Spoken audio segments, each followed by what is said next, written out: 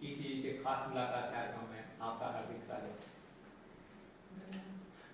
Madam, ये राजनीति में एंट्री आपकी कैसे हुई? सबसे पहले मैं वैसे तो राजनीति में नहीं थी, एजुकेशन में थी और अहमदाबाद की एक प्रख्यात स्कूल महिला कन्या विद्यालय में टीचर के रूप में काम करती थी। साइंस और मैथ्स पढ़ाती थी। एक बार हम लोग सभी लड़कियों को लेकर नर्मदा डैम देखने के लिए गए। तो स्वाभाविक है, जब नदी और पानी मिलता है तो इसमें छपछपिया करने का आकर्षण होता है। तो हमारी लड़कियां वहां जाकर बैठ गई किनारा पर और नीचे पानी बह रहा था। एक लड़की इसमें गिर पड़ी, दूसरी लड़की उसको बचाने के लिए प्रयास करती थी, वो भी इसमें गिर पड़ी। मैं पास में ही खड़ी थी, हम सब लोग वहां थे, वो देखा मैंने। तो पता नहीं कुदरत से वो करवाया है मेरे पास।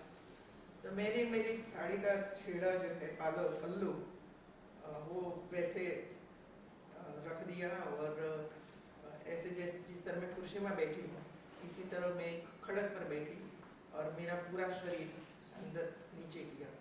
एक लड़की ऊपर आई तो उसका हाथ मैंने पकड़ लिया। वो लड़की को मैंने बोला कि दूसरी लड़की तेरी फ्रेंड्स भी इसमें डूबी है, उसको वो ऊपर आएगी, उसको आप पकड़ना है। तो उसने हिम्मत की और उसको भी पकड़ा। तो दो लड़कियों का बोझ मेरे ऊपर आया। मैंने, हमारे एक टीचर थे निरंजन भाई करके, उसको मैंने बताया कि जिस तरह मैं बैठी हूँ इसी तरह आप भी एक पग, ये जो दो खड़क है इसके बीच में आप पग रखो और मुझे सपोर्ट करो। और दूसरे जो बच्चियां और दूसरे टीचर थे उनको मैंने कहा कि तुम मुझे खींचो पीछे से, गर्दन से, पेट से, तो मैं वो लड़कियों को ऊपर खींचूंगी और वो टीचर थे वो भी ऊपर खींचेंगे। तो वो कार्यक्रम हमारा पूरा हुआ, मतलब कि दोनों बच्चियों को हमने बाहर निकाला। सबको लोही निकलता था क्योंकि खड़क के साथ वो घिसट गई थी दोनों बच्चियों। जो वो घटना बनी तो हम लोगों ने सोचा कि ये घटना स्कूल में जाकर नहीं बताना चाहिए, क्योंकि बाद में जो टूर है बंद हो जाएगी। और बच्चियों को सबको बताया कि कहीं भी पेरेंट्स को जाकर बोलना नहीं है, नहीं तो हमारी वो टूर भी बंद हो जाएगी। तो सबने वो रखा कि सही बात है, हम नहीं बताएंगे। और वो स्थान ऐसा था कि पूर्व में कई बच्चे स्टूडेंट्स वहां से बह गए थे और मर गए थे इसमें, लेकिन ये घटना हम लोग को बचा सके। लेकिन अब 15 दिन तक तो कुछ पेपर में नहीं आया, लेकिन बाद में वो पेपर में आया पूरी घटना। ये घटना आने के बाद नरेंद्र भाई ने मेरा संपर्क किया और उन्हें आग्रह किया कि आप इसमें आइए। तो मैंने मना किया कि मैं नहीं आने वाली, क्योंकि मेरे बच्चे छोटे हैं और स्कूल का समय भी ऐसा रहता है, इसी वजह से मैं नहीं आ सकूंगी। फिर 3 साल तक अकाल पड़ा था गुजरात में, 85, 86, 87। तो 86-87 में एक भारतीय जनता पार्टी ने एक न्याय यात्रा निकाली थी। जहाँ जहाँ काम चलता था, मजदूर काम करते थे, सभी 500 बीघा जमीन थी वो भी वहाँ काम करते थे।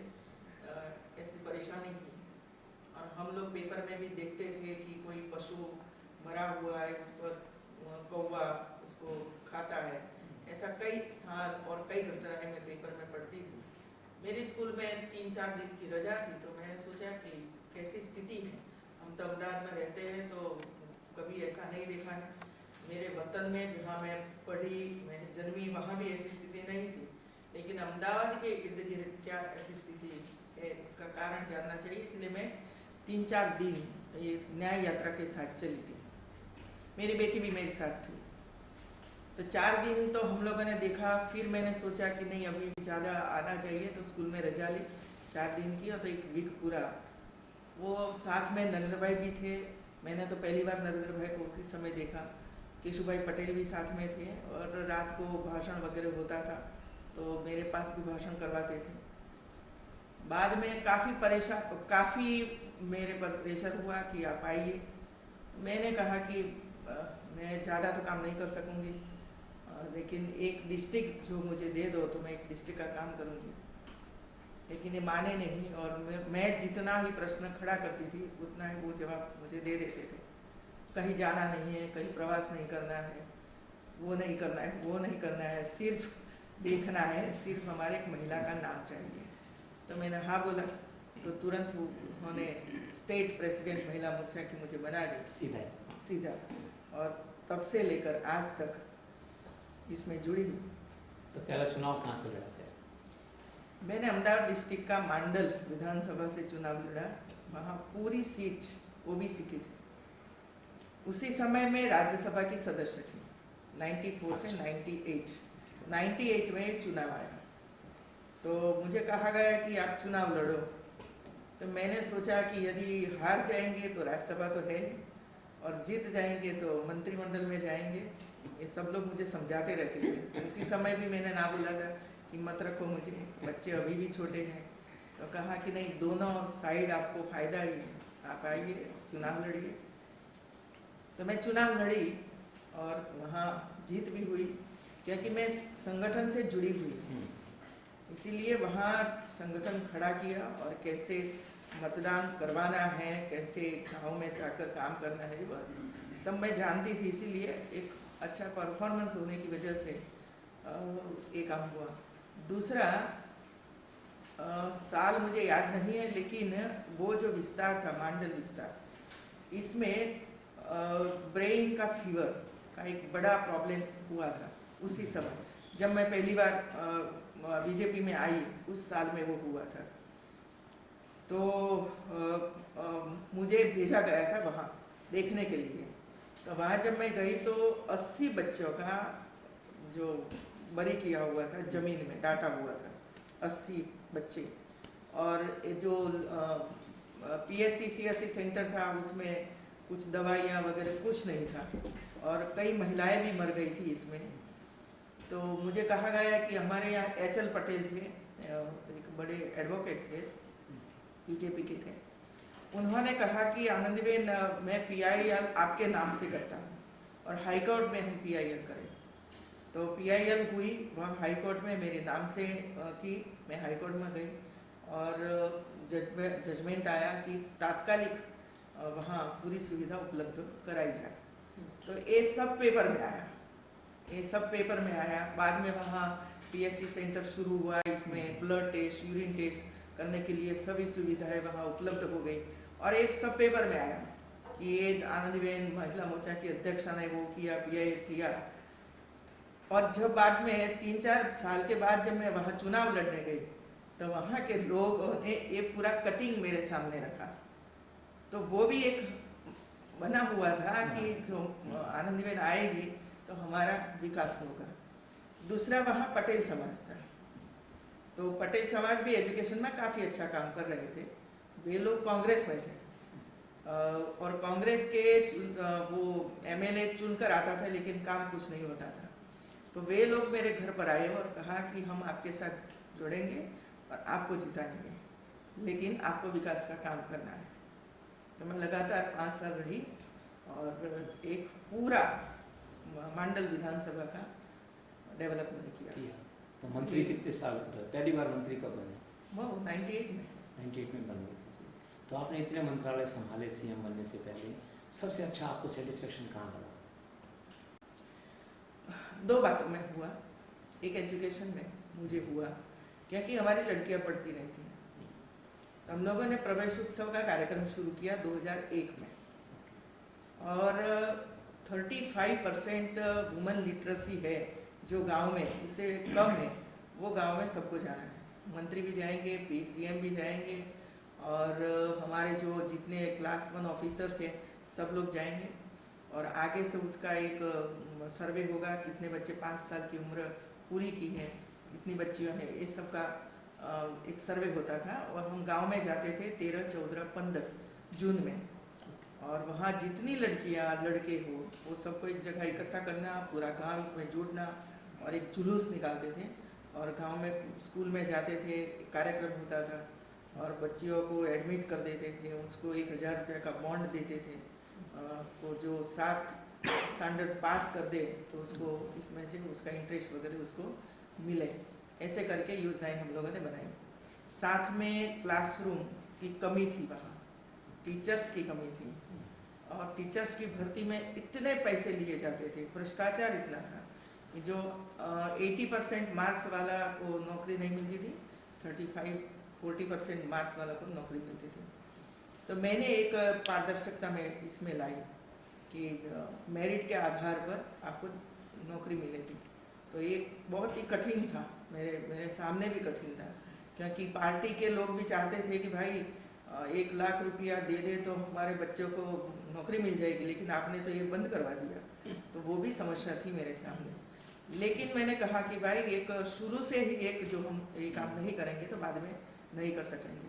तो उसी समय मैंने 20,000 टीचर्स की भर्ती की थी, 1 रुपया कहीं भी लिया नहीं गया था। एक मुझे बहुत ही संतोष हुआ, क्योंकि गरीब से गरीब लड़के लड़कियों को भी इसमें नौकरी मिली।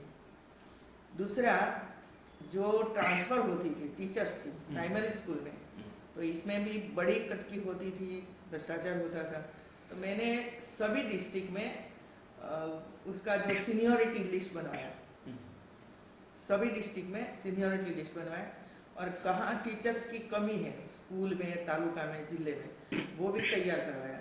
और बाद में कैंप करने शुरू किए कि आपको एक डिस्ट्रिक्ट में से दूसरे डिस्ट्रिक्ट में जाना है तो आप आइए, आपकी सीनियरिटी के आधार पर आप चूज कीजिए, क्योंकि सामने रखते थे कि जिला, इसमें कितने तालुका मंडल है वो, और मंडल में कहाँ, गांव में कितनी सीट बाकी है भरनी है, वो भी इसमें रखा जाता था। तो वो आते थे और बताते थे कि वहाँ जाना है, तो वहाँ ही ऑर्डर हो जाता था, लेकर वो चला जाता था। एक पड़ोसी राज्यों में आपकी बहुत तारीफ होती, सड़कों को लेके आपने सड़कें बहुत बनवाई, कनेक्टिविटी बहुत बनवाई, ये क्या है विषय था? कब बनवाई? 2007 में 10 साल तो मैंने एजुकेशन में काम किया और काफ़ी स्कीम्स वगैरह लागू कर दी। बाद में 2007 में मुझे PWD डिपार्टमेंट दिया गया, रेवेन्यू डिपार्टमेंट दिया गया, और डिजास्टर मैनेज मेरे पास था, महिला बाल कल्याण मेरे पास था। वो सब साथ में रहकर मैं काम करती थी। लेकिन मुझे फ़ायदा ये हुआ कि रेवेन्यू डिपार्टमेंट मेरे पास था और PWD डिपार्टमेंट मेरे पास था।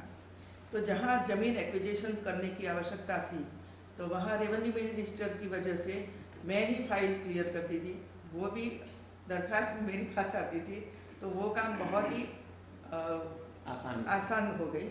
दूसरा, मैंने ये तय कर लिया था कि भाई 2007 में हम बजट पास करते हैं, और 7 के बाद कहाँ रोड बनाना है, कहाँ कितना आवश्यकता है, बाद में हम सोचते हैं, क्यों हम पहले न सोचें। इसीलिए दिवाली से लेकर मार्च महीने तक एक और वो काम तो चलता रहता था, लेकिन अगले साल के लिए फरवरी तक हम तय कर देते थे कि वो रोड बनाना है, वो स्टेट रोड बनाना है, वो नाला बनाना है, वो ब्रिज बनाना है। तो मैं अप्रैल महीने में सब कुछ अप्रूव कर देती थी, और बाद में तुरंत टेंडर चालू होता था। टेंडर की प्रोसेस 3-4 महीने में पूरी हो जाती थी, और बाद में जैसे ही बारिश ख़त्म हो जाए कि तुरंत ही आपको काम करने की शुरुआत करनी है, और मार्च तक वो काम पूरा करना है। ऐसे एक डिसिप्लिन मैंने बनाई थी। और दूसरा, मैं प्रवास करती थी, हर एक डिस्ट्रिक्ट का प्रवास करती थी, तो उसी समय भी वहाँ के जो PWD अधिकारी थे उनकी भी बैठक में लेती थी कि आपने स्टेट रोड कितने मंजूर किए, कहाँ तक पहुँचा है, पंचायत के रोड कितने हैं, कहाँ तक पहुँचा है, कब पूरा करोगे, क्या डिस्टर्बेंस आता है, वो सब मैं करती रहती थी। और हर बुधवार को मैं मेरे विभाग का सचिवालय, जिसमें जो सेक्रेटरी वगैरह रहते थे, उनको बुलाती थी। शाम को 6 बजे के बाद ही आना है और सब कुछ लेकर आना है कि कितने रोड पूर्ण हुए, कितने रोड प्रोसीजर में है, कितने टेंडर में है, कितने अभी नहीं हुए हैं, उसका कारण क्या है, कितनी ग्रांट यूज हो गई, कितनी बाकी है, कब तक पूरा करोगे, वो मैं करती रहती थी। इसीलिए आज पूरे राज्य में आप देखोगे कि डिस्ट्रिक्ट से लेकर गांव तक की कनेक्टिविटी है, और एयरपोर्ट से लेकर गांव तक कनेक्टिविटी है, और जो हमारे पोर्ट्स वगैरह हैं वहाँ तक कनेक्टिविटी है। 4 लेन रास्ते, 6 लेन रास्ते, तालुका से तालुके जोड़ने का रास्ता 10 मीटर का, ये सब हम प्लान करते रहते थे और आगे बढ़ते थे। आप गुजरात की पहली मुख्यमंत्री हैं और 6-7 महीने से बहुत अच्छा काम कर रहे हैं, सब लोग देश में कहते हैं। तो आपको क्या लगता है 6 महीने में सबसे अच्छा बड़ा काम आपने क्या किया? इससे आपको तो बहुत सारे काम सबसे मैं महिला हूँ, मैं गांव में से आई हूँ, और गांव में जो महिलाओं की स्थिति है, खास करके टॉयलेट के बारे में, मैं भी इसमें से पास हुई हूँ और मुझे भी उसी समय लगता था कि क्यों हमारे घर में टॉयलेट नहीं है, क्यों ये डब्बा लेकर राह देखनी पड़ती है। जो प्रेग्नेंट वुमन है उनको भी वही परिस्थिति हमने देखी है, हमने भी झेली है। तो मुझे लगा कि भाई जब मुझे ये भुगतना पड़ता है नहीं, मुझे लगा कि अब मेरे पास एक काम आया है और मैं सीएम बनी हूँ, तो क्यों ना हूँ मैं सबसे पहले महिलाओं के लिए टॉयलेट का काम न करूँ। इसलिए पिछले 6 महीने से हम लोग टॉयलेट बनाने के लिए प्रयास कर रहे हैं। मेरे हर भाषण में टॉयलेट क्यों चाहिए, इसमें से महिलाओं को क्या परेशानी होती है, बच्चों को क्या परेशानी होती है, हमारी जो युवा महिलाएं हैं, युवा बेटियां हैं, उनको क्या परेशानी होती है, वो सब में मेरी आम सभा होती है, इसमें मैं मेरे प्रवचन में बोलती हूँ। तो आज ऐसी स्थिति है कि 3 लाख टॉयलेट गांव में बन गए हैं और काफ़ी टॉयलेट बन रहे हैं और काफ़ी टॉयलेट की मंजूरियां हम दे रहे हैं। और इसमें राज्य सरकार ने अलग से प्रावधान कर दिया है टॉयलेट बनाने के लिए। केंद्र सरकार ने भी 12,000 रुपया का टॉयलेट की कीमत तय करके हमें भेजा है, वो भी हम काम कर रहे हैं। दूसरा, जो कॉरपोरेट क्षेत्र है वे लोग भी इसमें जुड़े हैं कि जहाँ उसकी इंडस्ट्रीज हैं, इसके आसपास के 2, 5, 10 गांव है, इसमें वो ले रहे हैं कि पूरा 100% टॉयलेट हम बना के आपको दे देंगे। अलग अलग प्रकार से हमारे पास ग्रांट आती है, ट्राइबल की ग्रांट है, जो बॉर्डर एरिया है उसकी ग्रांट आती है, तो उसका यूज भी हम इसी तरह कर रहे हैं कि भाई आज रोड नहीं बनाओगे तो चलेगा, लेकिन गांव के महिलाओं के लिए टॉयलेट बना दो। उसकी डिज़ाइन के लिए हम प्रयास कर रहे हैं। और आपको जानकारी नहीं होगी, वलसाड डिस्ट्रिक्ट में हमारे कलेक्टर ने एग्जीबिशन तो सब होते हैं, लेकिन टॉयलेट का एग्जीबिशन हो तो पहली बार हुआ। अलग अलग प्रकार से टॉयलेट कैसे बनाए जाते हैं, तो उसका एग्जीबिशन किया और 22 प्रकार के टॉयलेट वे लोगों ने बनाए और पूरे डिस्ट्रिक्ट के लोग वो देखने के लिए आते थे। वो काम हो रहा, ज़्यादातर महिलाएं, सरपंच महिलाएं वो लगी है इसमें, क्योंकि उनको लगता है कि ये तो अच्छा काम है और हमारी ज़रूरत भी है, तो इसीलिए करना चाहिए। तो अलग अलग डिस्ट्रिक्ट में वो भी काम हो रहा है। तीसरा, हम लोगों ने स्वच्छता निधि, जिस तरह हमने कन्या शिक्षा के लिए निधि बनाई थी, मुख्यमंत्री कन्या के लिए निधि, इसमें कई लोग अपना फंड देते थे। तो इस बार हम लोगों ने मुख्यमंत्री स्वच्छता निधि बनाई है डिस्ट्रिक्ट में और स्टेट में। तो लोग 5,000, 10,000, 15,000, 10,000 ऐसे निधि के रूप में फंड दे रहे हैं। तो वो फंड डिस्ट्रिक्ट में आता है, तो डिस्ट्रिक्ट में जो फंड है वो भी इसमें यूज हो रहा है। तो हम लोगों ने तय किया है कि अगले 3 साल में गुजरात में एक गांव, एक घर एवं ऐसा नहीं रहेगा कि जिसमें टॉयलेट ना हो। इसका मतलब है प्राइम मिनिस्टर का एजेंडा है, उसको लागू करने में गुजरात सबसे आगे रहेगा, सबसे आगे। दूसरा, हम लोगों ने एक बिल पारित किया अभी विधानसभा में, और हमारा देखकर वो पारित हुआ शायद महाराष्ट्र में। हम लोगों ने तय किया कि जो स्थानिक स्वराज का चुनाव होता है, इसमें जिसको चुनाव लड़ना है, तो जब फॉर्म भरेगा तब उसको सर्टिफिकेट देना पड़ेगा कि मेरे घर पर टॉयलेट है। यदि टॉयलेट नहीं है तो उसका फॉर्म रद्द हो जाएगा। ऐसा बिल हम लोगों ने पास कर दिया है। और जो आज चुने हुए हैं स्थानिक स्वराज की संस्था में, पंचायत में हो या नगर निगम में हो, उसको भी 6 महीने में अपने घर में टॉयलेट बना देना है, नहीं तो सस्पेंड हो जाएंगे। तो इसी तरह वो भी हम कर रहे हैं। और तीसरा एक काम किया है कि जो हमारे यहाँ समूह लग्न होते हैं, एक साथ 100, 150, 500 बेटियों को वहाँ मैरिज करते हैं, तो पूरा खर्च समाज उठाता है।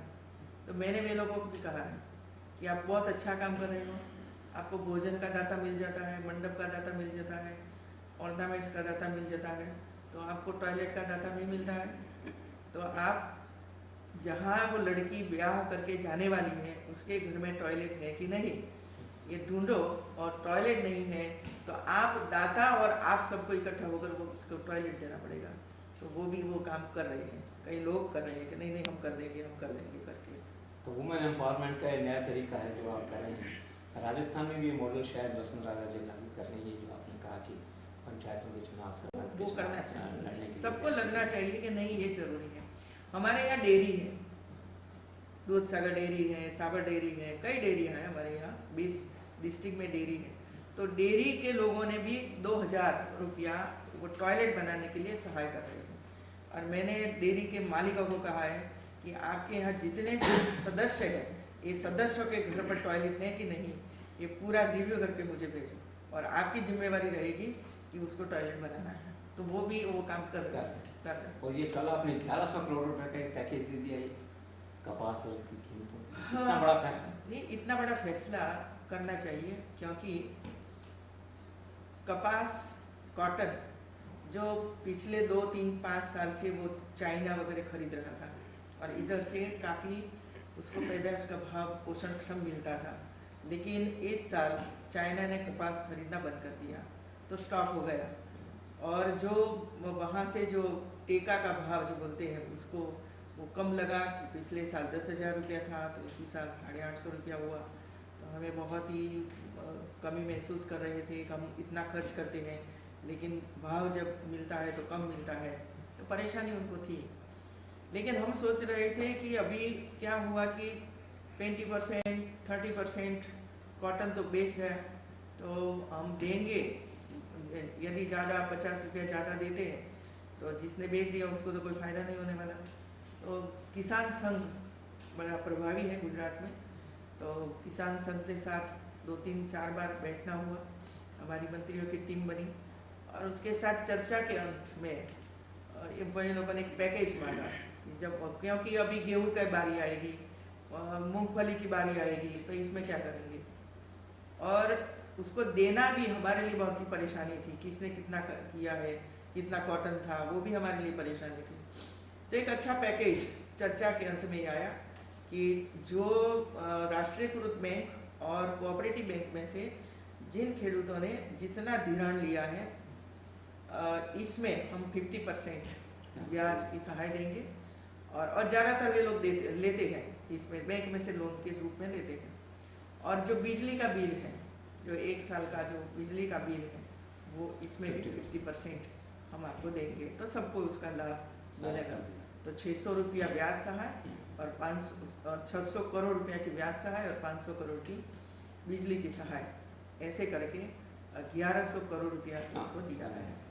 अभी हमारा रवि कृषि महोत्सव चलता है, अभी चलता है, 4 दिन तो हम लोगों ने पूरा किया, अभी अगले 4 दिन में ख़त्म करेंगे। तो इस साल मैंने जाहिर किया था कि 2014-15 की साल हम कृषि विकास वर्ष के उसका सेलिब्रेट करेंगे। तो इसमें हम लोगों ने तय किया कि काफ़ी महिलाएं काम कर रही हैं, पशुपालन का काम कर रही हैं, किसान भी अच्छा काम कर रहे हैं, तो उसको थोड़ा सा हमें देना चाहिए ज़्यादा। तो हम लोगों ने 700 करोड़ रुपया का प्रावधान किया, और इसमें tractor, rotavator, bulk milk cooler, वो मिल्किंग मशीन, चाप कटर वगैरह की सहाय उनको दे रहे हैं। और जहाँ गांव में एक भी मंडली नहीं थी, कोऑपरेटिव मंडली नहीं थी, तो इसमें हमने तय किया कि जहाँ बाकी है वहाँ महिलाओं की दूध उत्पादक मंडली बनना चाहिए। तो अभी ऐसे गांव है, शायद 1500-1700 गांव ऐसे हैं जहाँ ऐसी कोई मंडली पुरुषों की भी नहीं है और मिक्स भी नहीं है। तो वहाँ हम महिलाओं की दूध उत्पादक मंडली बना रहे हैं और पिछले सालों में 2000 बनी है, तो कुल 4000 मंडलियाँ ऐसी महिलाओं की बनेगी। इसमें भी हम लोगों ने तय किया है कि महिलाओं को गांव में काम करने के लिए कोई फैसिलिटी मिलनी चाहिए। हम लोगों ने 300 चौरस मीटर का प्लॉट मुफ्त में देना महिलाओं को और उस पर मकान बनाने के लिए 5 लाख रुपए देना, वो भी इसमें अभी हम दे रहे हैं महिलाओं को। तो इसमें सखी मंडल है और गांव की महिलाएं हैं, कुछ काम करना है, बैठना है, चर्चाएं करनी है, तो इसमें बैठकर वो कर सके, वो काम भी महिलाओं के लिए। इसी तरह नर्मदा के गेट बनाने का काम था, आपने हाथों हाथ किया, काम भी चालू करा दिया दिल्ली से। ऐसे कैसे हो जाती हैं सब चीज़ें? इसीलिए हुआ कि ऊपर से लेकर नीचे तक एक ही सरकार होती है, तो इसका बड़ा फायदा राज्य सरकार को मिलता है। आपको पता है कि नरेंद्र भाई काफी प्रयास कर रहे थे। 2006 में तो 121 मीटर की ऊंचाई हो गई, लेकिन इसके बाद काफी प्रयास किया कि भाई हम गेट बंद नहीं करेंगे, लेकिन गेट रखने के लिए तो परमिशन दे दो, क्योंकि गेट रखने में 3 साल हो जाएंगे, लेकिन नहीं मिला। तो नरेंद्र भाई ने वहाँ गए तो हमें फायदा हो गया। 17 दिन में ही उसने मंजूरी दे दी और हम वहाँ गए, वो काम शुरू करवाया और आज इतने तेज गति से काम चलता है। मैं अभी 3-4 दिन पहले ही नर्मदा डैम की विजिट करके आई वहाँ, तो जो 17 पिलर है उसकी हाइट 15 जून तक 144 मीटर पूरी हो जाएगी, इसी 15 जून में। और बाकी के जो गेट है, इसमें से 3 के 5 गेट उसका पियर वो 134 मीटर तक पहुंच जाएंगे और 17 को सितंबर में ये काम पूरा हो जाएगा। इसी तरह सुना है कोई रशिया की नैन भाई आपको यहाँ AK-47 की फैक्ट्री लगवा रहे हैं गुजरात में, कुछ आपका ऐसा सुनने में चल रहा है? वो तो काफ़ी आ रहा है। और इसी तरह से डेस्टिनेशन बना है। अभी तो हम हर रोज कोई ना कोई डेलीगेशन आता रहता है, सबको मिलना पड़ता है, चर्चाएं हमारे अधिकारी वगैरह करते रहते हैं, वे लोग भी जमीन वगैरह लैंड ढूंढते रहते हैं और काफ़ी काम हो रहा है। दिल्ली में प्राइम मिनिस्टर ने जो एनवायरमेंट क्लियरेंसेस का झगड़ा था इसको निपटा दिया है काफ़ी, यहाँ भी कुछ आप पहल कर रहे हैं इस तरह से?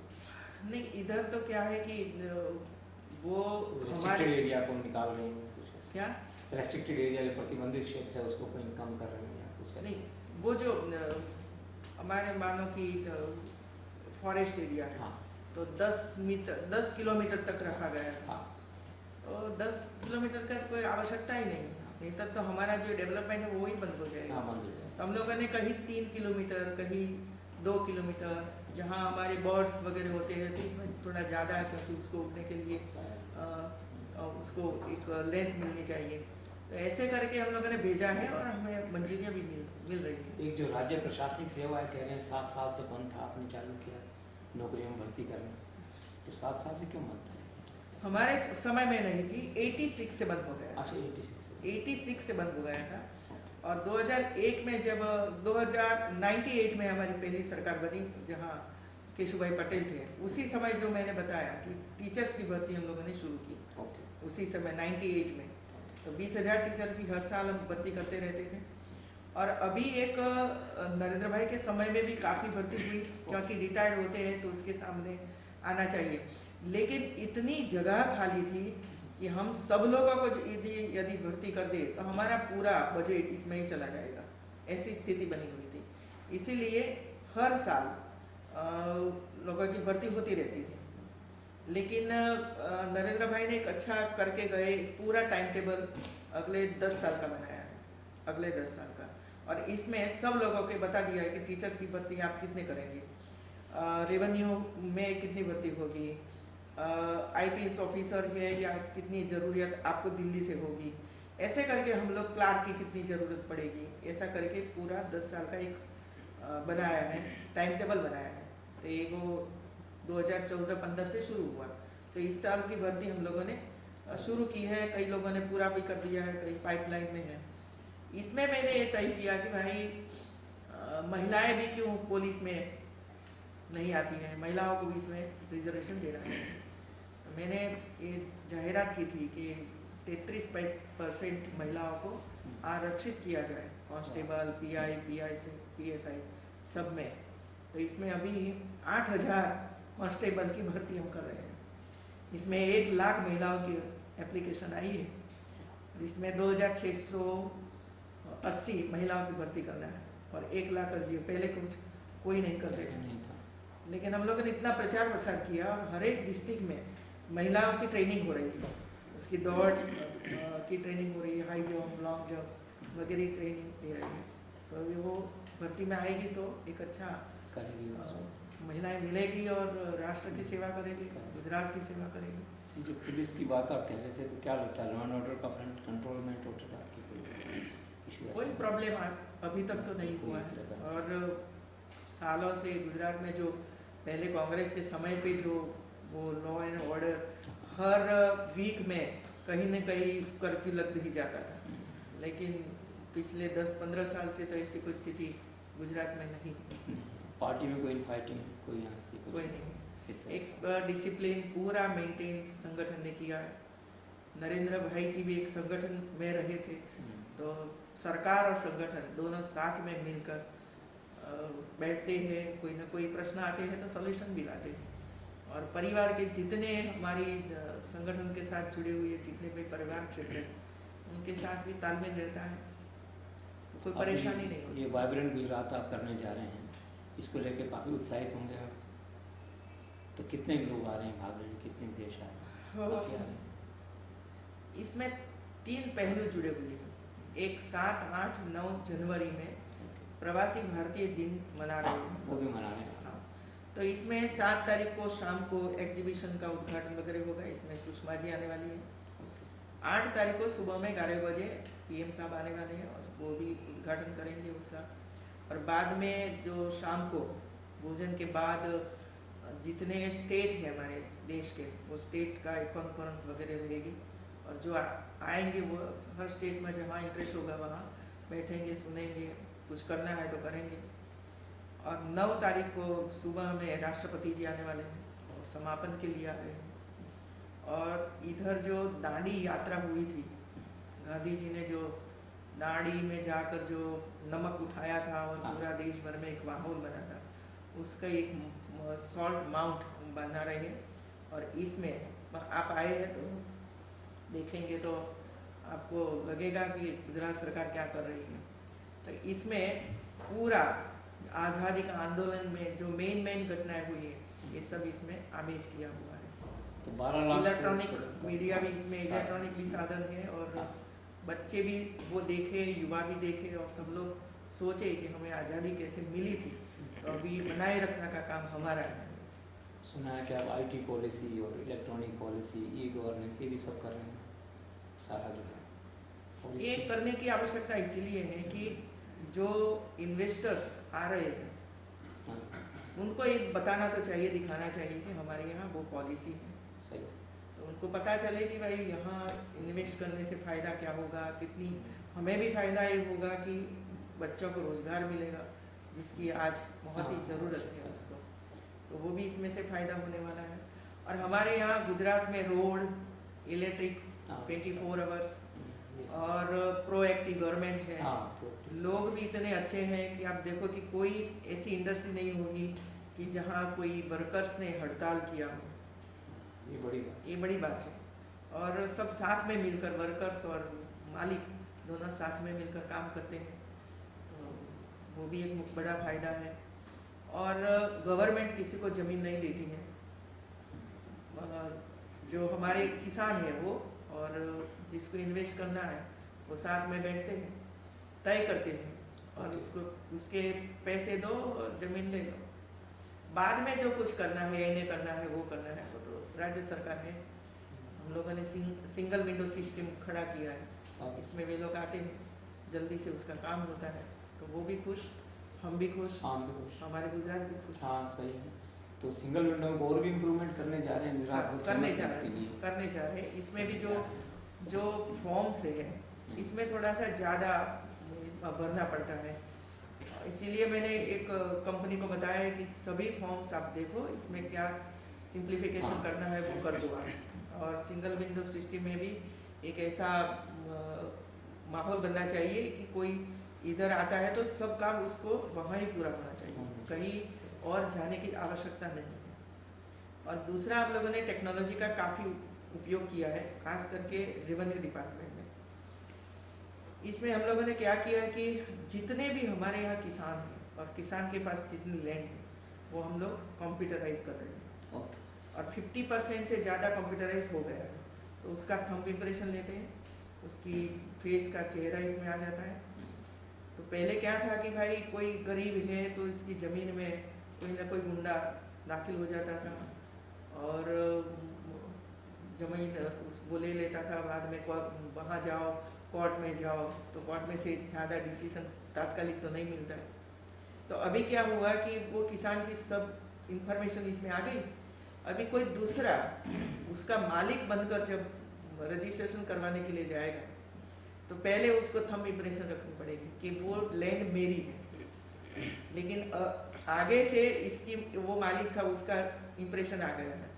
अब दूसरा आता है और उसका थंब इम्प्रेशन लेता है तो मैच नहीं होगा, तो पता चलता है कि वो गलत आदमी है, तो उसकी ज़मीन बच जाएगी। तो ऐसे ही करके हम लोगों ने काफ़ी प्रयास किया है। एक फाइल ट्रैकिंग सिस्टम शुरू हुई हर एक जन सेवा केंद्र में और हर एक मंडल में जन सेवा केंद्र है। तो आप आइए, आपकी एप्लीकेशन वहाँ दे दीजिए और घर पर जाइए। बाद में वो फाइल चलेगी तो हर एक टेबल पर कितना समय रहेगी वो फाइल पता लगता है। और बाद में जो वो फाइल क्लियर हो जाएगी तो SMS के द्वारा उसको पता चलेगा और उसको मैसेज जाएगा आपकी फाइल क्लियर है, आप आकर ले जाओ। तो ऐसा भी हम लोगों ने शुरू किया। तो अब ये कह रहे हैं कि 12 लाख करोड़ रुपए में साइन करने का टारगेट रखा है सरकार ने वाइब्रेंट गुजरात में। ऐसा कुछ नहीं, ऐसा कुछ नहीं है। हम कोई टारगेट नहीं रखते हैं, हम फैसिलिटी उपलब्ध करवाते हैं। और 2003 में जो स्थिति थी जब शुरू किया तब हम गुजरात को दिखाते थे, भाई हमारे गुजरात में आइए, गुजरात में वो है वो है वो करते थे, शोकेस करते थे। गुजरात को शोकेस करते थे। आज एक प्लेटफॉर्म पूरे देश और पूरे विश्व के लिए हम प्लेटफॉर्म बन रहे हैं कि आप आइए गुजरात में देखिए। और गुजरात नहीं, आपको महाराष्ट्र में जाना है तो महाराष्ट्र के साथ बैठिए, आपको राजस्थान में जाना है, UP में जाना है तो इधर बैठिए। जो लोग बाहर से आते हैं वो डेलीगेशन के साथ आप बैठिए और उसके साथ चर्चा कीजिए और उनको अच्छा लगता है कि UP में जाना है तो जाइए, इसमें हमारे को बात नहीं है। तो प्लेटफॉर्म खड़ा किया है गुजरात में और वो स्थिति आज आ गई है। ये कह रहे हैं कि नहीं तो आज 8 कंट्री पार्टनर बने हैं और USA तो पीछे आए और इतना जोर लगाया। पहले तो हम लोगों ने बोला कि नहीं 7 कंट्री आ गई है, वे भी अभी नहीं लेना है लेकिन कहा कि नहीं ले लो तो हम लोगों ने कहा ठीक है चलिए ले लो। तो वीजा बना करता था वो आपके डिस्कशन में, तो वो भी पार्टनर कंट्री बने हैं और 8 पार्टनर कंट्री बने, वही उपलब्धि है गुजरात की। बड़ी बात है, बड़ी बात है। और एक आखिरी सवाल ये कि मैं सीढ़ियाँ चढ़ रहा था इधर, पहले भी आता था इंटरव्यू लेने में, नरेंद्र भाई की बहुत याद आई और नीचे वो लिखा हुआ है एमर्जिंग ग्लोबल लीडर और यहाँ पे है। तो आप भी मिस करती हैं चीफ मिनिस्टर उनको इस मकान में रहते हुए? गुजरात की 6 करोड़ की प्रजा मिस करती है। क्या मैं अकेली नहीं, जहीं भी आप जाओ और नरेंद्र भाई का नाम आप सभा में बोलो तुरंत ही तालियां बजती हैं। और कहीं उनको वीडियो कॉन्फ्रेंस से वो सुनाते हैं तो उसी समय भी तालियां लगाते हैं जनता। तो संपर्क में रहते हैं, आपसे बात होती रहती है? हाँ, होती रहती है। ये दिलचस्पी बनी हुई है गुजरात में, रहता है होती रहती है।